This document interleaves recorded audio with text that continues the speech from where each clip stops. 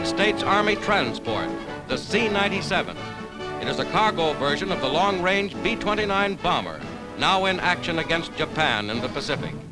A self-contained loading ramp is automatically operated. Motorized war equipment rolls directly in. The huge plane is capable of carrying many tons of military freight or scores of passengers.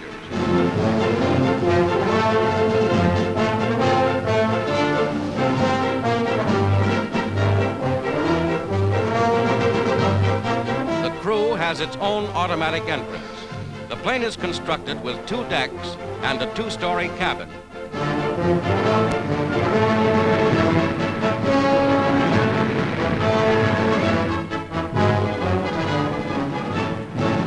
A 140 feet of wing spread, 110 feet long. The C-97 is the Army's largest transport. It will speed critical war supplies on their way to the fighting fronts.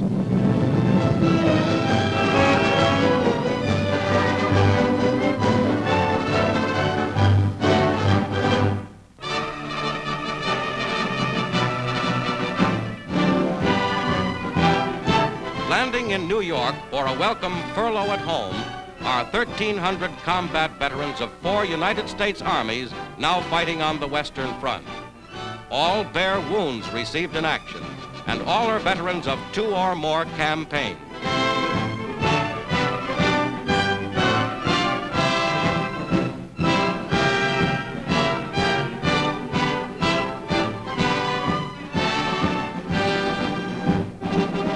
From New York to a nearby Army camp, then home for 30 days with their families.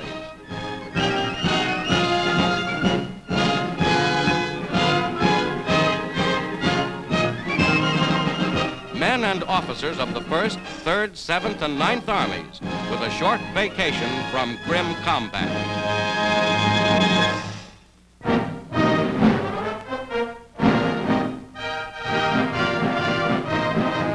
Women in uniform, aiding the Allied war effort. Spars, women members of the Coast Guard, complete concentrated courses to qualify as radio operators. They march in review at graduation exercises at Atlantic City, New Jersey. Diplomas from Spar Commander Dorothy Stratton.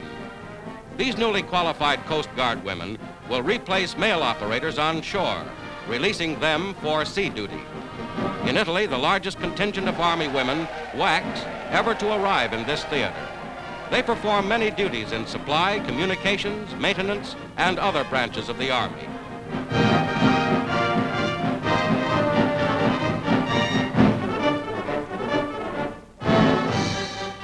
The WACS set up in the field under the same conditions as their brothers in arms. Here, as in other battle zones, the WACS are helping mightily to speed military operations.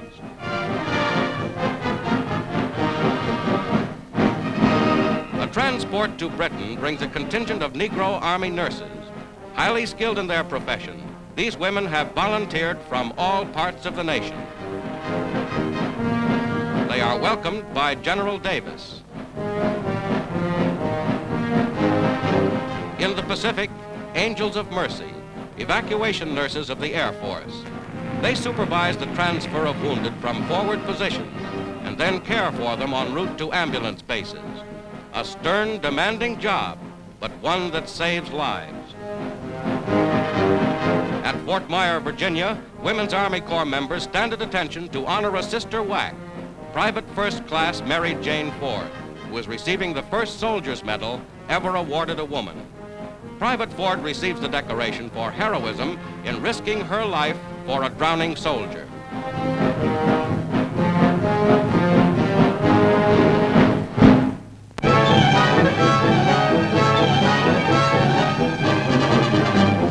The Philippine Islands, strategic battleground.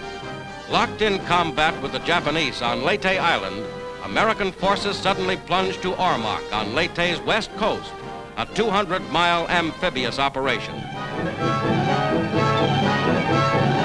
Veterans of the United States 77th Division make for shore.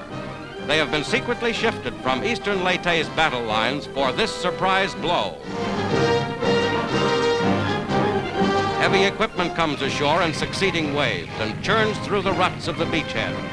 Troops move into the town of Ormoc, 3 miles away.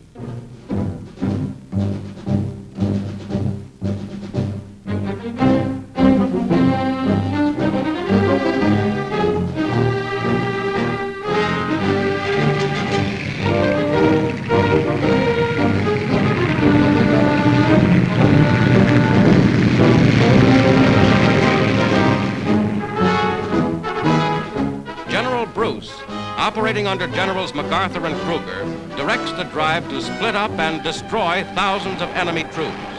Near Ormoc, a sharp 3-day battle is won.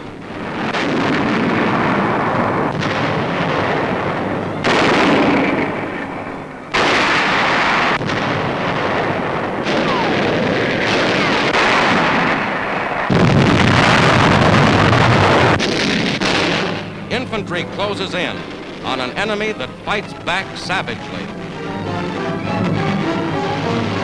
Anti-personnel shells burst high in the air. Wounded come in under fire.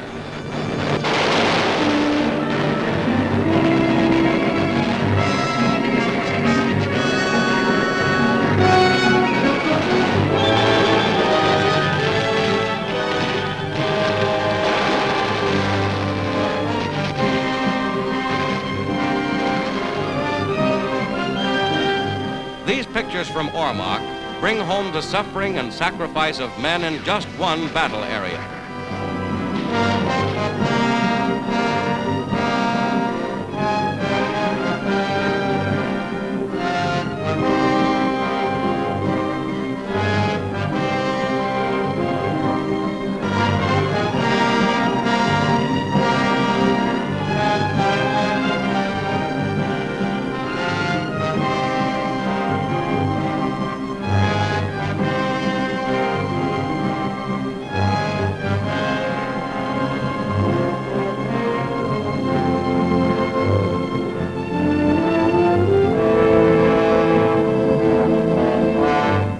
By the Ormoc landings, the Leyte campaign is won.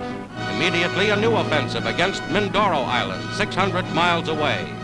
Scores of invasion craft race for shore after 2 days and 2 nights en route over water. Now, striking for the first Allied foothold on the China Sea, they hit Mindoro. The Navy delivers support.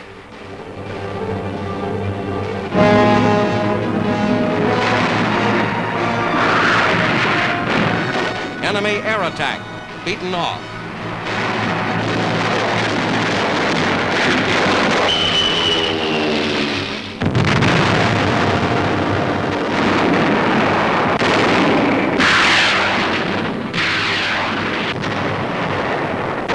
Shells and rockets punish Mindoro's defenders.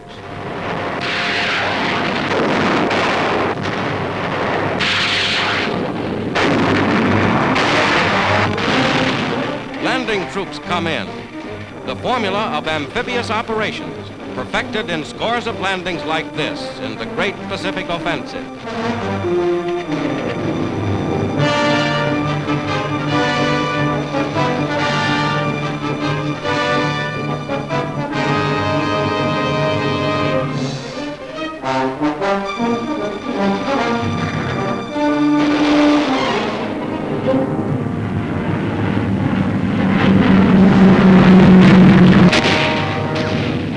The newest landing now directed against Luzon Island and Manila itself, and with concentrations of power piling up throughout the island, the campaign for the Philippines moves toward a climax.